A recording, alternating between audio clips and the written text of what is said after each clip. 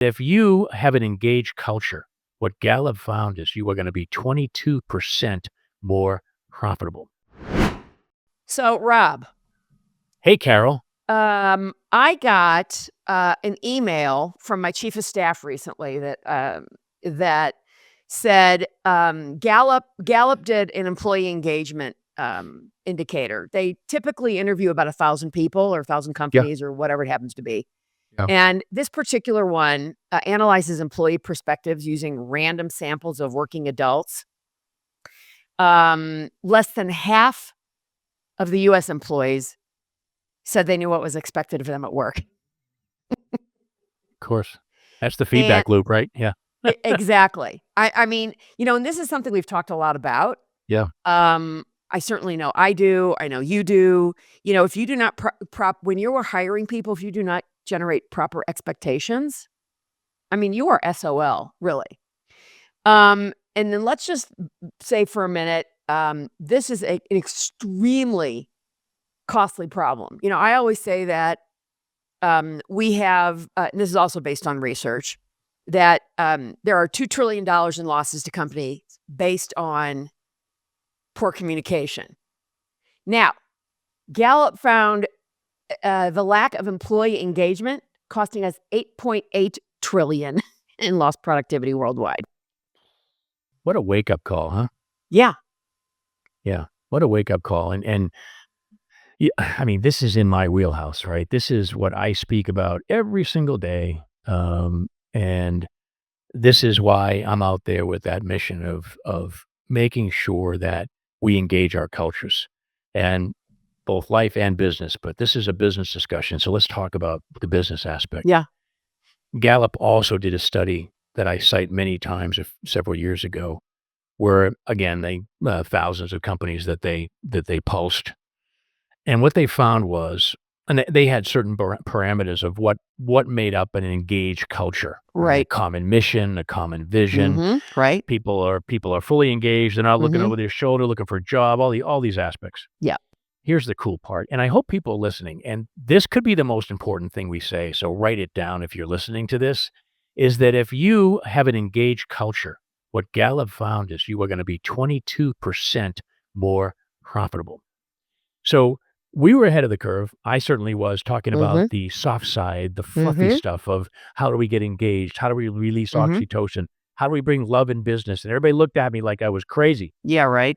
And now this is coming out. Yeah. And it's right where right in my wheelhouse where I speak about, because now, hopefully, if you're listening, C-level executives, now we've got some money attached to this. So maybe, just maybe, you'll listen enough to bring us in here and to activate and activate the leaders and the employees to how they can be more engaged. Now, I happen to know how to do that. That's what I do. I activate stages. I activate full rooms. I activate leadership. And I have a practice to do that, but not everybody knows how to do that.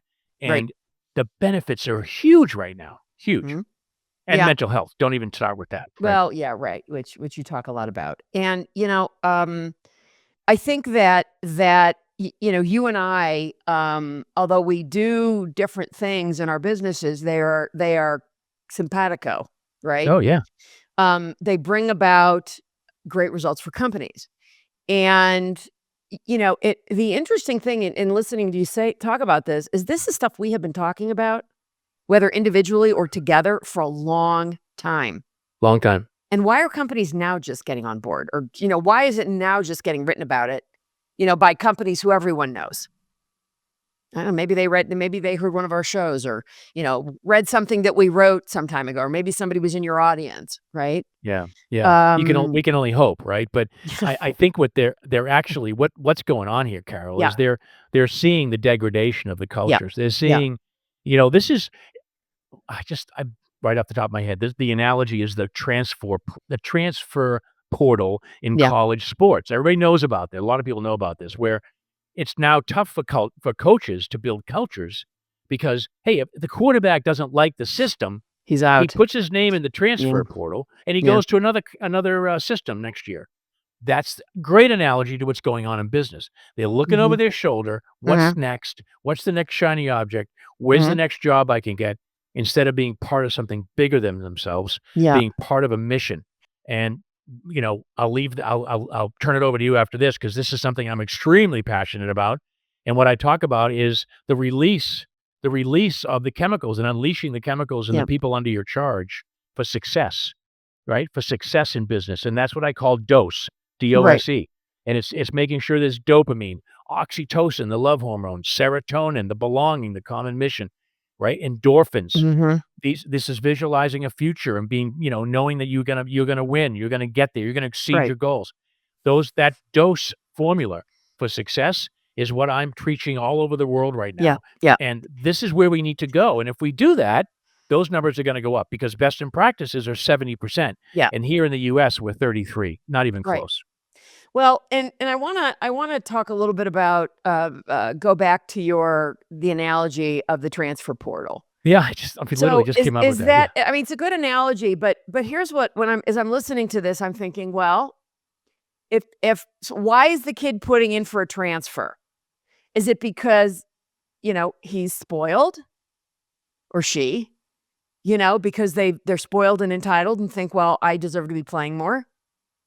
So I'll go somewhere else where I can play more. Um, I mean, I don't know the answer, and I don't know if you know the answer either, but I think it's worth asking the question.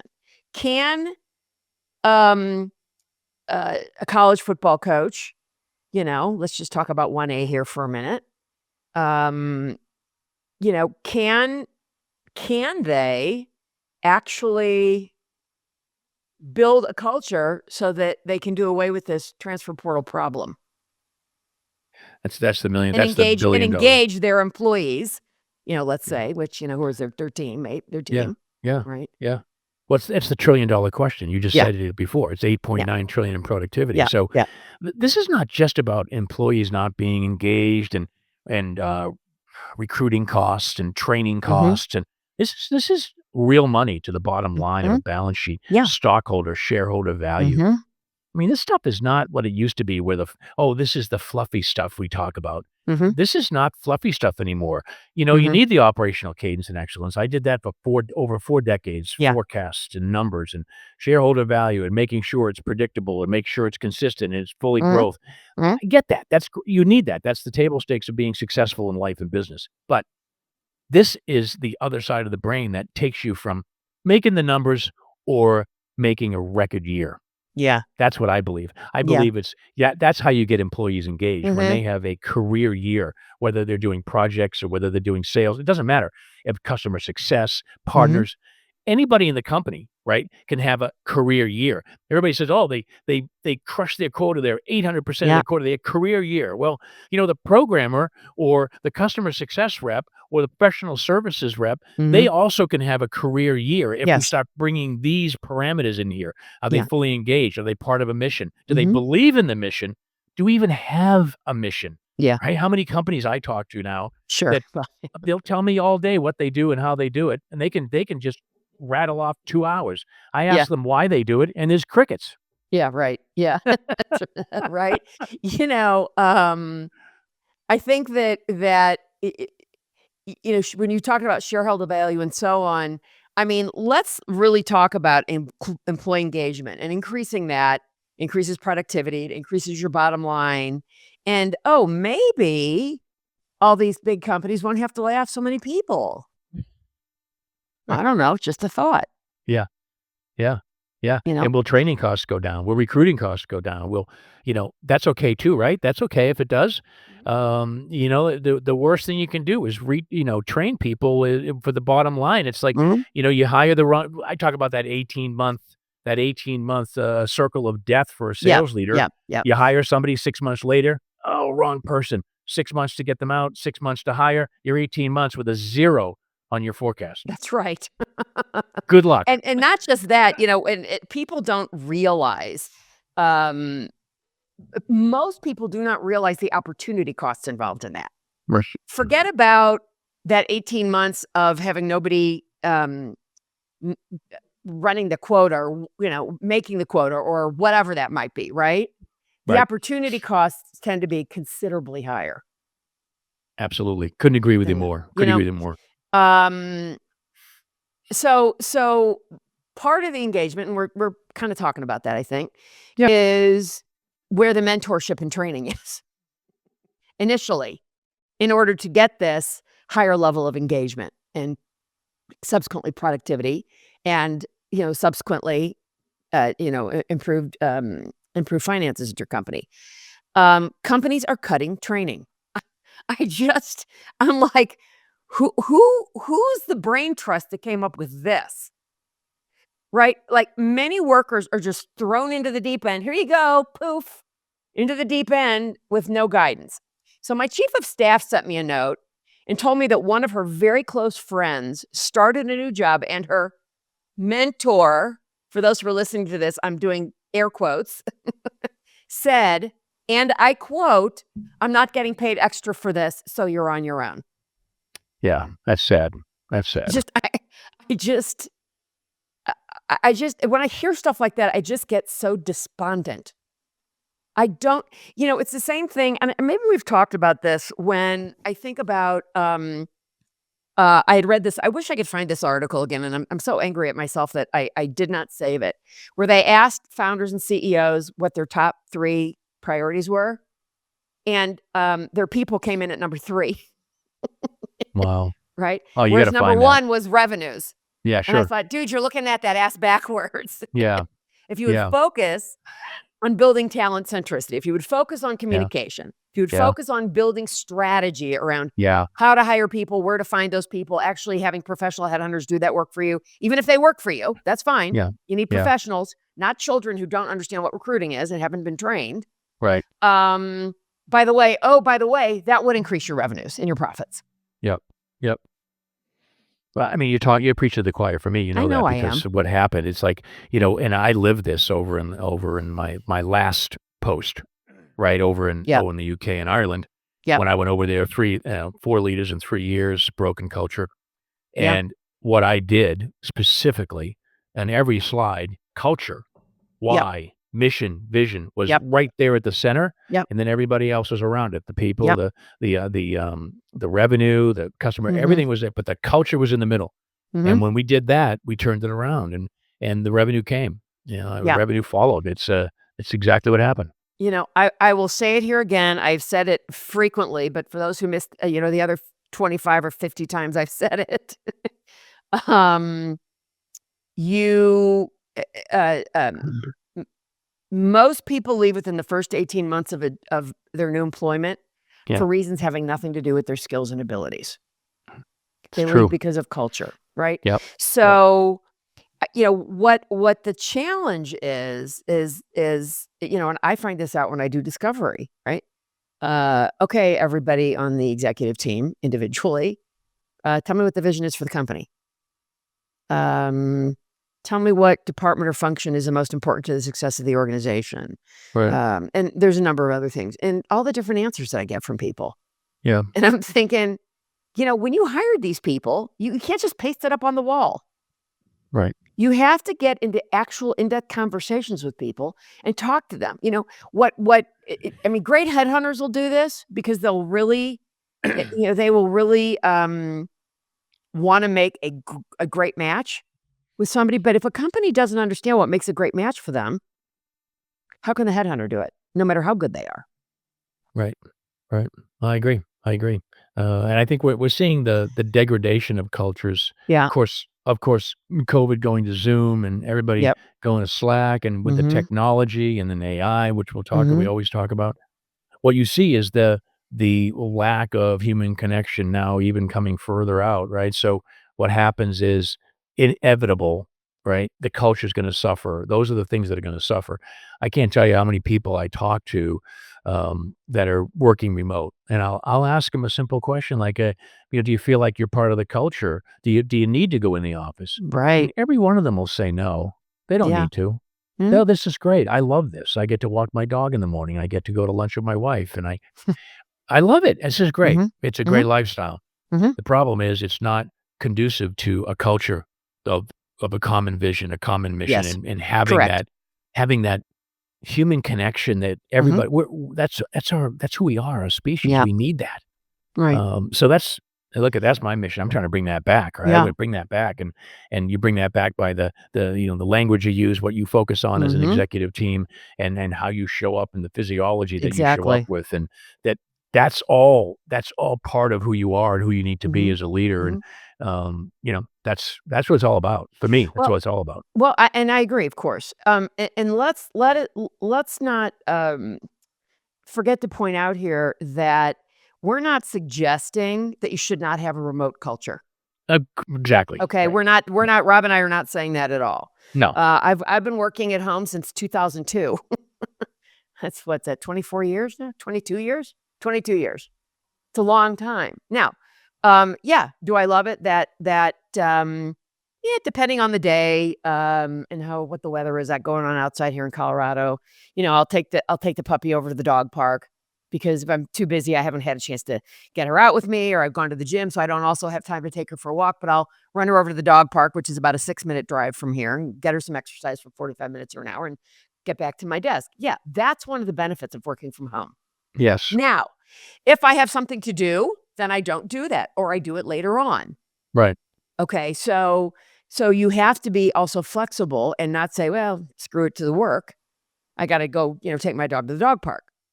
I think what's important here is that, and I believe, and I know we're both saying this, is that the importance of bringing your people together in one place, face to face, really once a quarter.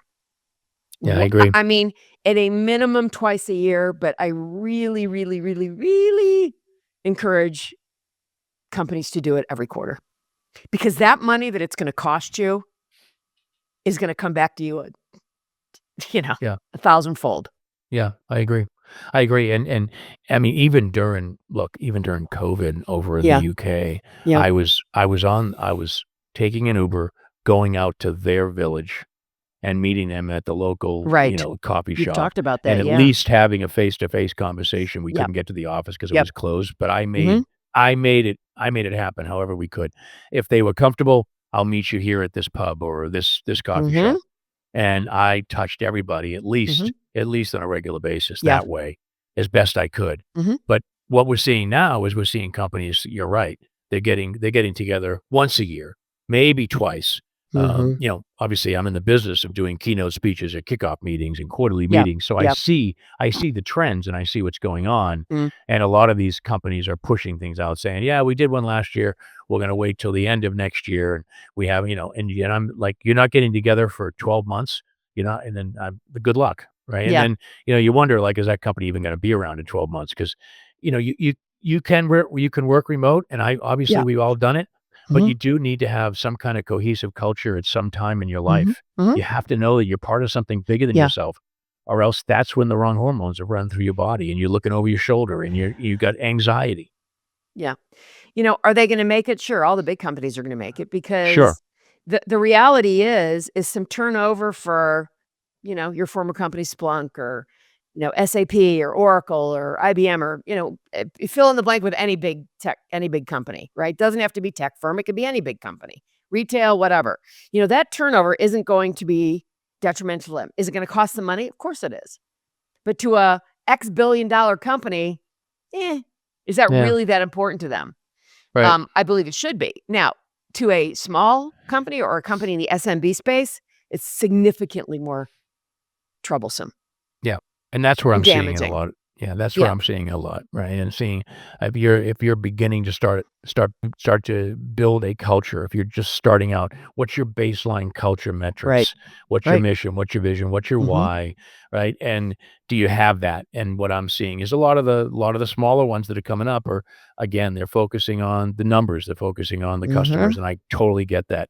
But what they're leaving behind is the other stuff, and that mhm. could come back to bite them in the ass. Yeah, well, you're right. And, Rob, you had mentioned, um, about this Gallup survey and did you take some of those figures down? Regarding employee engagement and where it's been, and, like, what parts of the world people are engaged, and I might add that this country does not have the highest engagement No, by a no, long shot. no, and I was actually, I did the UK. I was just curious because the UK and Right. Ireland, I think they were 10%, They were under 10%. Yeah. That was it's crazy. It's like most countries around the world that I hit the map on were under 20%, under Yep. 30%. I didn't see anybody that was best in class anywhere in Yep. the world. Yep. And they're fighting. They're fighting for those numbers. Mhm. I think that's the biggest issue, is that if 60 to 70% on They're not average engaged. are not engaged. Yeah. Wow. So if you Yeah. say, what if you put that in different terms? What if you say that you're 60 to 70% short Engaged. of you're Oh. short of your potential? Yeah. Oh, What yeah. would I love that. what would they say about what would a CEO if I sat down with a Mhm. chief sales officer and said, you're actually leaving 60% of your money on the table. Wow. I mean, they'd be like, "What are you talking about?" Yeah. Maybe they Right. need to look at it that way, right? Because That's a no one wants to that's a leave money really on the good point. table. Yeah. I mean, I never wanted to leave money on the table when I No. was negotiating, so here we go. Mhm. You're leaving 60 to 70% of the money on the table. Yeah. Yeah, write That's a that really down. good point. I love that, and I hadn't initially thought about looking at it that way. I think that's terrific. In Yeah. the United States right now, we're at 33% Yep. engaged, Yep. 50% not engaged, and oh, wait, 16% actively disengaged. Yeah, which means they're looking over their shoulder. 66% are not engaged in this country. They're And looking let for me the just let next. me just also point out, Yeah. this was based on data from 21, 22, and 23. This is not Mm. just 1 year of data, this is 3 years of data. Yeah. Yeah. Okay, I think the US has gone up like by 1 percentage point. Oh, Yahoo. I mean, yes, is it trending in the right direction? Yeah, but who knows if that's gonna stay. It's also down since 2020. Yes, it is. Yeah. Okay. Right, and this is the decade of numbers. These numbers really haven't Yes. they've fluctuated 1% and 2%, Yeah, so yeah. Yeah, yeah, we yeah. haven't solved this problem for decades, right? And Right. we know This you and I Yeah, know that, but yeah, it's great to see this yeah. study and this Gallup study It's kinda bringing 24 it up to years the forefront. 24 years of data, Yeah, actually. They there look you at go. it over time from 2000 to 2024. Yep, yeah, and we know it, right? We've lived it, we've breathed it. Yes. I see it. I see it Yeah. everywhere I go. I travel all around the world, and I see it in every single culture, and no matter what every culture is different. I Mhm. get it. I've certainly managed and led and sold Mhm. and multiple cultures, Mhm. but the reality is it all comes down to the same thing. It's the human connection. Business is a human infinite game, Mhm. and business is a people business. It always will Yeah. be. Always. It kinda has me thinking back, Rob, to, the search firm that trained me that I was with for 9 years, Mm. starting at, the fall of '92. And, prior to me joining, they had a group of guys, I'm still friendly with one of them. They had all left and started their own firm. They bought out of their contracts. And they'd done this because the max, because you have to remember they weren't paying salary, right? So you had a Yeah. higher commission rate. Yeah. And there was a whole plan behind that, and when you got to 50%, that was the most you'd ever make, 50% of your fee, right? So fees were a lot lower back then. Yeah. And this was also a contingent firm, right? Fees Yeah. tend to be higher in retained work, as I Yeah. know. But, with these people who preceded me, they had brought those guys up from 50 to 67.5% of Mm. their commissions, Mm. and then they pulled a bait and switch. Duh. Yeah, we're not gonna do that, and guess what happened? They bought out of their contract and out they went. And you know how long it took them to rebuild that? I mean, Yeah. anybody who's in sales understands what I am saying here, right? The money lost because of how long it took them to rebuild people who actually were competent, were earning. I mean, it took me, I think it was in my 3rd full year, right? So that would have been, I joined them at the end of in 1995, at the end of that year, was the first year I broke $100,000. Now, much lower fees, but the point is, think of the money these other guys had been producing Yeah. Yeah. and how the millions that they lost as a consequence of it. And for a small company, that is tragic. I Yeah, mean, it's that's almost right. So make or break. Yeah, make or that's break. exactly right. Yeah. And if I look at talking about engagement, right? I mean, this is what all this is. I mean, you totally destroy your culture when you do. Oh, sorry, we're not going to pay you what we promised to pay you. Yeah. That's 17.5 extra percent.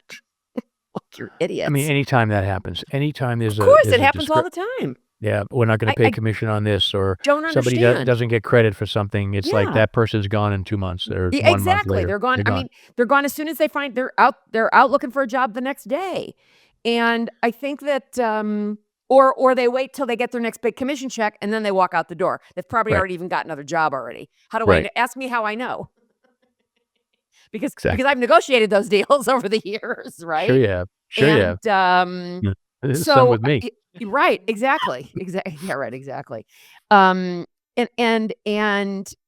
I look at myself and I asked myself one day, because here I am still going into an office when, we had internet at home. I would Yeah. have been happy to stay home 3 days a week and only go into the office twice a week. No, got to have you in the office. Yeah. Talk Yeah. about that kind of control. And I thought, why am I giving you 50%? I'm not getting that Yeah. kind of value from you. And that's what Right. happens when people get that good. Yeah. They look and they think, let's see, what are they giving me? A telephone, a computer, an internet connection. Yeah. And I've got to drive up here and spend time in gas. Right. Right. Right. Right. Or And I gotta commute 2 that's what hours. went through my head, Rob. Yeah. Right. And I thought, Yeah. okay, I'm out of here. Yeah. No, you're right. You're right. And slowly but surely, they eventually couldn't afford to keep their offices. Everybody went to work at home. Yep. And they eventually went out of business. Yep. Just saying. Yep. Yeah. What a great way to, it's a great way to end it, right? Yeah. Eventually went out of business, right? And that's, for those listening in leadership roles, or even in management roles, first line, second line, third line, doesn't matter. Yeah. You have an opportunity here today to be different, to be memorable, to be bold and be brave. And this is what it's all about as a leader. It's okay to do that, because what happens is you will have career years for your people, and they'll never forget you as a leader, and you'll never forget them as employees. It works both ways. Everybody always says, "Oh, I always remember the best leader I had," or, "I always remember the best employees I had." And, they changed my life, and they're still part of my life, many of them. I have love in my heart for so many. And it works both ways. And the only way that works is to have these engaged cultures, is to have the right attitude and make sure that people are engaged because they want to be there. They want to be part of something bigger than themselves. That's a human need. So fill that need, fill the need. Yeah. That's my advice. Well, and I think that's great parting advice. And I was going to say that's awesome, but it actually led me to think of one final little thing that I'm going to have to throw in there. No, go. Which was the difference between leadership and managers. Great leaders do not see you as their employee. They see themselves as your employee. Yeah. Yep. It's Managers don't. Managers think you're their employee. Absolutely. Managers think, yes, that you are their employee. Leaders think they are your employee. That's right. You work for them, right? And like I tell people that say, "Oh, I got my first leadership job. Congratulations, you're the second most important person in the world in the room now." Yeah. Okay. What? What does that mean? We'll leave it at that. Yeah, think about that. Good. All Nice right. talking to you, Carol. Toodaloo. Thanks for listening to Evolving Your Workplace After Hours. I'm your host, Carol Schultz. And I'm your co-host, Rob Swymer. Don't forget to click follow to hear more. And please leave us an honest review and rating so we can continue to improve and bring you more great stories. Thanks again for listening, and see you next time.